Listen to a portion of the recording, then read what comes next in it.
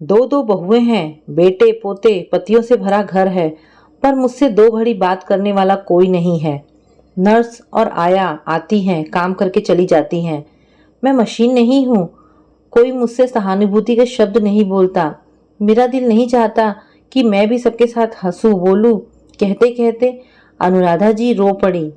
चुप हो जाओ, इन सब की जिम्मेदार तुम खुद हो। तुमने किसे अपने दिल के करीब आने दिया?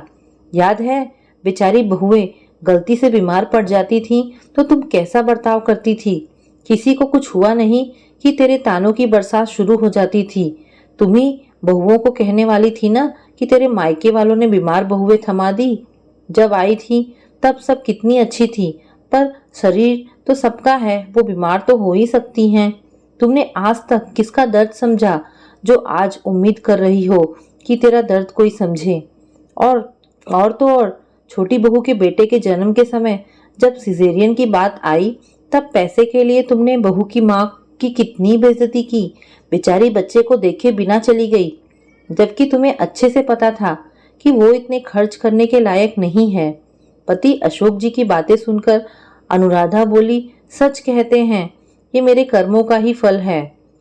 अनुराधा जी की 2 बेटे थे, दोनों अच्छी नौकरी करते थे, पर अनुराधा जी जानबूझकर गरीब परिवारों से बहुएं लाई थी ताकि उनका वर्चस्व बना रहे।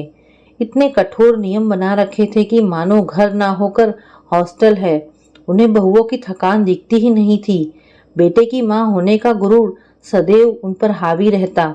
बहुओं के साथ साथ उनके मायके वालों को भी अपमानित करने का एक मौका नहीं छोड़ती थी। बहुओं से जरा भी गलती हो जाए तो फिर शब्दों के ऐसे ताने मारती कि बेचारी बहुएं रो जाती। बेटे भी अनुशासन वाली जिंदगी से थक चुके थे। उन्हें माँ से ज्यादा मतलब नहीं था। अब जब उनका शरीर गिर गया तो उन्हें याद आया कि परिवार कैसा होता है। सारी जिंदगी नफा नुकसान की तराजू पर तौलते हुए जिंदगी गुजार दी। अब उन्हें दोनों बहुओं का दर्द समझ में आया, लेकिन अब नहीं। उन्होंने अशोक जी को कहा, मुझे बाहर ले चलिए, अब बची जिंदगी मुझे हंसते हुए गुजारनी है। अशोक जी ने सहारा देकर बाहर निकाला। बाहर हॉल में सभी बैठे थे, हंसकर आपस में बातें कर रहे थे, पर जैसे ही अनुराधा जी आई सभी चुप हो गए और काम का बहाना बनाकर जाने लगे। तभी अशोक जी बोले, रुक जाओ भाई, हमें भी तो अपनी पार्टी में शामिल करो। पर सभी शांत थे। अनुराधा जी ने अशोक जी को देखा।